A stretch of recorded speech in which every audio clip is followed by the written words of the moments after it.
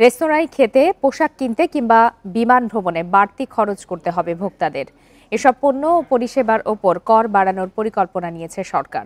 সংশ্লিষ্টরা বলছেন, এনবিআর-এর ভ্যাট বাড়ানোয় মূল্যস্ফীতি বাড়তে পারে। চাপে পড়বেন উদ্যোক্তা ও ক্রেতারা।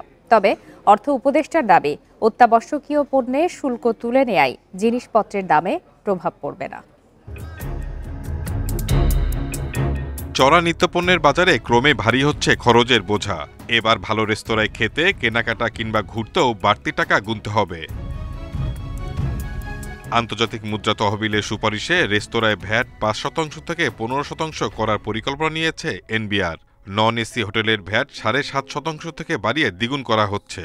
ব্র্যান্ডের পোশাক, মিষ্টির দোকানেও গুনতে হবে ১৫% কর, যা আগে ছিল ৭.৫%। ফলে ভোক্তাদের পাশাপাশি চাপ বাড়বে ব্যবসায়ীদেরও। ডিটারজেন্ট, সাবান, তামাক আমদানিতেও সম্পূরক শুল্ক বাড়ানোর সুপারিশ করা হয়েছে। বিমানের টিকিট, ড্রাইভিং লাইসেন্স করতেও ব্যয় বাড়বে। জিনিসপত্রের দাম বৃদ্ধি পাশাপাশি যদি এই ভ্যাটের আরেকটা বোঝা চাপিয়ে দেওয়া হয়, আমার মনে হয় বর্তমান সরকারের জন্য এটা একটা অনেক বড় চ্যালেঞ্জ। রাজস্ব আদায় কম হয়েছে, প্রবলেম আছে। আপনি রাজস্ব আদায়ের ক্ষেত্র বাড়ান, যারা ভ্যাট দিচ্ছে না, স্ট্রিট ফুড, ছোট ছোট ব্যবসায়ী, কেউ ভ্যাটের আওতার মধ্যে নাই। আমরা যারা কমপ্লায়েন্স মেনে ব্যবসা করছি, আমাদের উপর সমস্ত খরচ। এই ব্যাপার কতদিন চলবে? ব্যবসা কি কর্পোরেটদের হাতে তুলে দিবে সব? তবে অর্থ উপদেষ্টার দাবি, আইএমএফ এর প্রস্তাবে নয়, রাজস্ব বাড়াতে এই কর বাড়ানো হচ্ছে। এতে নিত্যপণ্যের দাম বাড়বে না। এই সমস্ত আর্গুমেন্ট ঠিক এসে টেকে না। আমি তো বলছি না ভাতের রেস্টুরেন্ট অন্য রেস্টুরেন্টে যাবে, আর থ্রেশহোল্ড আছে যার টার্নওভার ৫০ লাখ টাকার উপরে, তারাই খালি এটার মধ্যে আসবে, আর অন্য কোনো ব্যবসাতে এটার মধ্যে আসছে না।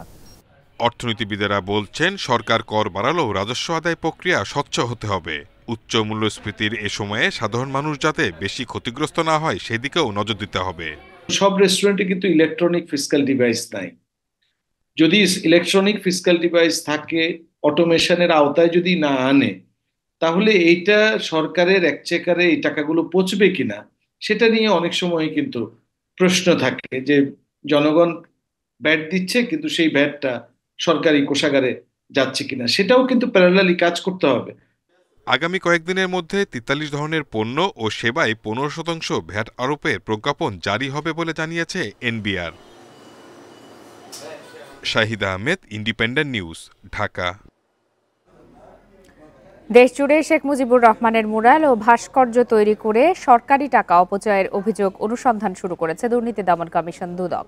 এছাড়া মুজিব কিল্লা নির্মাণ করে ২,০০০ কোটি টাকা তছরুপের অনুসন্ধানও করবে সংস্থাটি। বৃহস্পতিবার কমিশন বৈঠকে এসব সিদ্ধান্ত হয়। ৫ই আগস্ট সরকার পতনের পর সারা দেশে স্থাপিত শেখ মুজিবুর রহমানের ভাস্কর্য ও মুরাল ভেঙে ফেলে বিক্ষুব্ধ ছাত্র জনতা।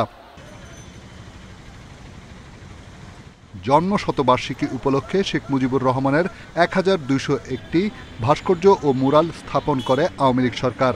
আর সব মিলিয়ে ১৫ বছরে ১০,০০০-এর বেশি মুরাল ভাস্কর্য স্থাপন করা হয়। এইসব স্থাপনা নির্মাণে কত টাকা অপচয় হয়েছে তা অনুসন্ধানে মাঠে নেমেছে দুদক। দেশ জুড়ে বঙ্গবন্ধুর অপ্রয়োজনীয় ভাস্কর্য মুরাল সরকারি অর্থ অপচয় এবং তছরুপের মাধ্যমে হাজার কোটি টাকা ব্যয়ে নির্মাণের অভিযোগের প্রেক্ষিতে এই কমিশন কর্তৃক এই বিষয়ে অনুসন্ধানের সিদ্ধান্ত গৃহীত হয়েছে। ২০১৮ সাল থেকে ২০২৪ সাল পর্যন্ত ২,০০০ কোটি টাকায় ১৬ জেলায় ৫৫০টি মুজিব কেল্লা নির্মাণ করা হয়। বিপুল টাকা খরচ করে মানহীন সামগ্রী দিয়ে নির্মিত এসব কেল্লা এরই মধ্যে ব্যবহার অনুপযোগী হয়ে পড়েছে।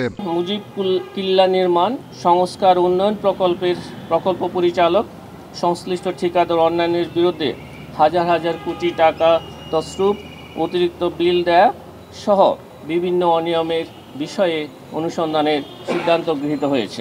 শেখ মুজিবুর রহমানের ভাস্কর্য, মুরাল বা কেল্লা নির্মাণ করে অর্থ আত্মসাৎকারীদের সবাইকে আইনের আওতায় এনে শাস্তি নিশ্চিতের কথা জানিয়েছে দুদক। রিশাদ হুদা, ইন্ডিপেন্ডেন্ট নিউজ, ঢাকা। রাজনৈতিক তর্ক বিতর্কে আওয়ামী লীগের দুর্নীতি ধামাচাপা পড়ে যাচ্ছে বলে দাবি করেছেন বিএনপির মহাসচিব মির্জা ফখরুল ইসলাম আলমগীর। বিদ্যুৎ খাতকে আওয়ামী লীগ অর্থ পাচারের মাধ্যম হিসাবে ব্যবহার করেছে বলেও দাবি তার। বুধবার গুলশানের সংবাদ সম্মেলনে এসব কথা বলেন তিনি। এ সময় হাসিনা সরকারের আমলে বিদ্যুৎ খাতের নানা দুর্নীতির চিত্র তুলে ধরেন স্থায়ী কমিটির সদস্য ইকবাল হাসান মাহমুদ। বিদ্যুৎ খাতের দুর্নীতি, অনিয়ম ও টাকা পাচারের ফিরিস্তি নিয়ে বৃহস্পতিবার গুলশানে দলের চেয়ারপারসনের কার্যালয়ে সংবাদ সম্মেলন করে বিএনপি। সংবাদ সম্মেলনের শুরুতেই আওয়ামী লীগ সরকারের দুর্নীতির নানা চিত্র তুলে ধরা হয়। বিএনপি মহাসচিব বলেন, আওয়ামী লীগের দুর্নীতি আর অনিয়ম আড়ালে চলে যাচ্ছে। ক্ষমতায় গেলে দুর্নীতিতে জড়িত সবার বিচার করা হবে বলেও জানান মির্জা ফখরুল। এরা এক ধরনের সুবিধা পেয়ে যাচ্ছে। এই কথাগুলো আমাদের বারবার বলা দরকার। এই কথাগুলো না বললে আপনার আওয়ামী লীগের যে দুর্বৃত্তায়ন এবং আওয়ামী লীগের ধ্বংস করে দিয়েছে দেশটাকে, এটাকে আমি আমার যে ভাষায় বলতে যে ফোকলা করে দিয়েছে, এটা কিন্তু মানুষ আস্তে আস্তে ভুলে যাবে। এই জন্য আমাদেরকে বারবার এটা বলা দরকার। পরে বিদ্যুতের দাম বাড়ানো, জনগণের কাছ থেকে সারচার্জের নামে টাকা কাটা সহ নানা অনিয়মের চিত্র তুলে ধরেন ইকবাল হাসান মাহমুদ টুকু। তারা বুঝতে পেরেছিল এই খাত থেকে কুইক মানি বানানো যায় এবং কোনো হিসাব না দিয়ে, কারণ বিদ্যুৎটা তো হাওয়া, বিদ্যুৎ তো দেখা যায় না। এখন এই ক্যাপাসিটি চার্জ, এই ক্যাপাসিটি চার্জের কোন মেশিনের কত ক্যাপাসিটি, কে এটাকে আইডেন্টিফাই করেছে এবং সেই মেশিনগুলো এফিসিয়েন্সি কি, এগুলো সম্বন্ধে তো কেউ কোনো বিশ্লেষণ করে না, দেখেও না। সুতরাং এই ক্যাপাসিটি চার্জের নামে অনেক টাকা বের করে নিয়ে যাওয়া যায় এবং তাই বের করে নিয়ে গেছে। আওয়ামী লীগ আমলে বিদ্যুৎ খাতে দুর্নীতির কারণে 2027 সাল থেকে দেশ ভয়াবহ বৈদেশিক মুদ্রা সংকটে পড়বে বলেও আশঙ্কা করা হয় বিএনপির সংবাদ সম্মেলনে। মাহমুদ শরীফ, ইন্ডিপেন্ডেন্ট নিউজ, ঢাকা। ভোটার তালিকাকে বিতর্কের ঊর্ধ্বে রাখতে সব ভোটারের তথ্যই যাচাইয়ের সিদ্ধান্ত নিয়েছে নির্বাচন কমিশন। 20 জানুয়ারি শুরু হয়ে বাড়ি বাড়ি গিয়ে এই কাজ চলবে 30 জুন পর্যন্ত। এছাড়া তাদের দেয়া খসড়া তালিকা অনুযায়ী 18,33,000 বেড়ে দেশে মোট ভোটার এখন 12,36,00,000।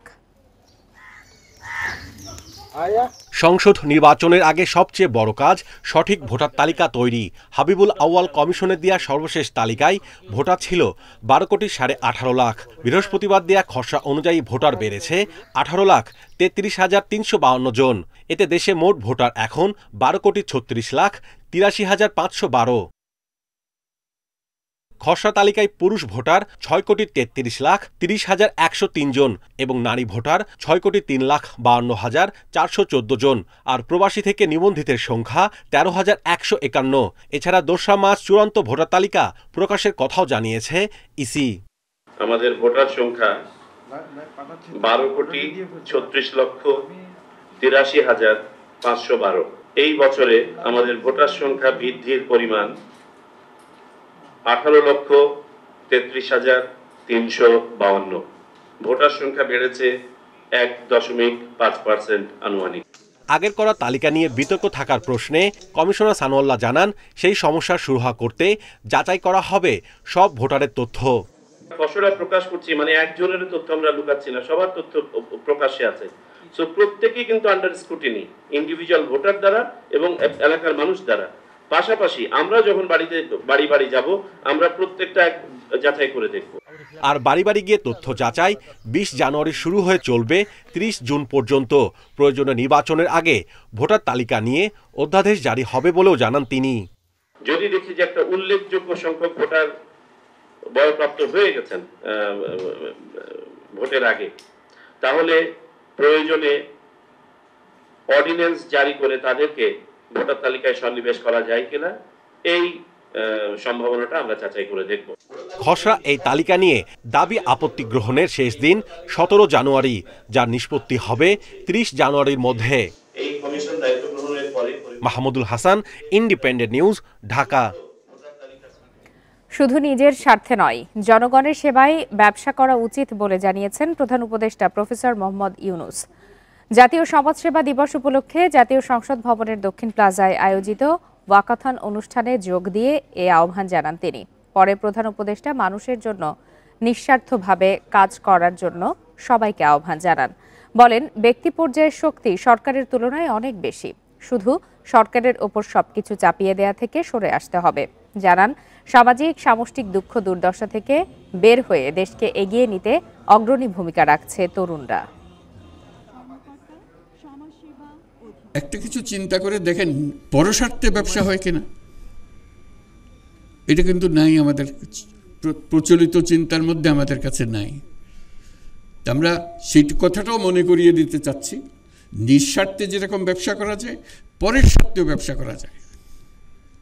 যে ব্যবসার থেকে আমি নিজে এক পয়সাও মুনাফা নেব না, যাবতীয় যা কিছু করছি পরের স্বার্থে করছি, এবং সেই টাকা যা রোজগার হবে সেই ব্যবসার মধ্যে থেকে যাবে, এতে আমি আনন্দ পাবো, মুনাফা করে যেরকম আনন্দ পাই।